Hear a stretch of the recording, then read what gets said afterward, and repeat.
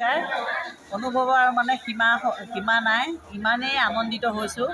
আমি কিন্তু ইমানখিনি যে কৰিব পাৰিম ভবাও নাছিলোঁ, কিন্তু এইখিনি সময়ত এইখিনি জেগাত উপস্থিত হৈছোঁহি, সেইখিনিয়ে ঈশ্বৰৰ ওচৰতে বহুত ধন্যবাদ। আমি বহুত সুখী ইমানখিনি কৰিব পাৰিছোঁ যে তাৰ কাৰণে আমি মানে বহুত সুখী।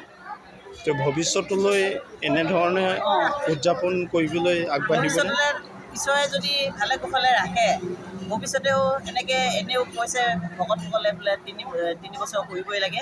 চাওঁচোন কি পাৰোঁ, কেনেকৈ ভৱিষ্যতে কৰাৰ আশা আছে।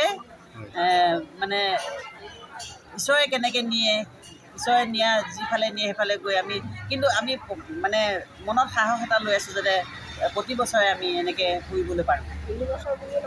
3 বছৰ বুলি নহয়, যাতে অহৰহ মানে যিমান দিনলৈ ঈশ্বৰে ৰাখে একেৰাহে যাতে কৰিব পাৰিম, তাৰে মানে চেষ্টাত আছোঁ আৰু বাকীখিনি ঈশ্বৰৰ ওপৰত এৰি দিছোঁ, ঈশ্বৰে যি কৰে আৰু।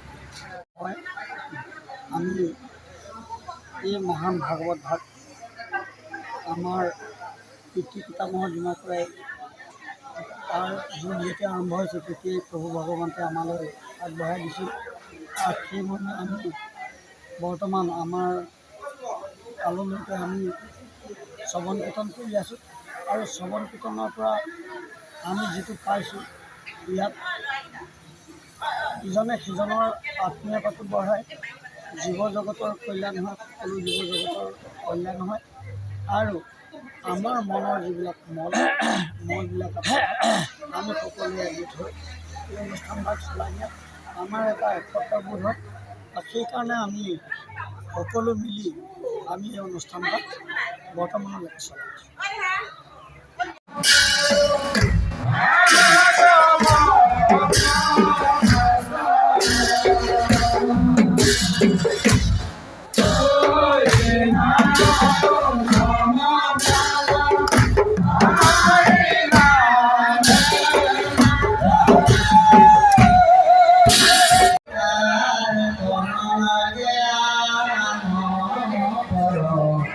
Guru Krishna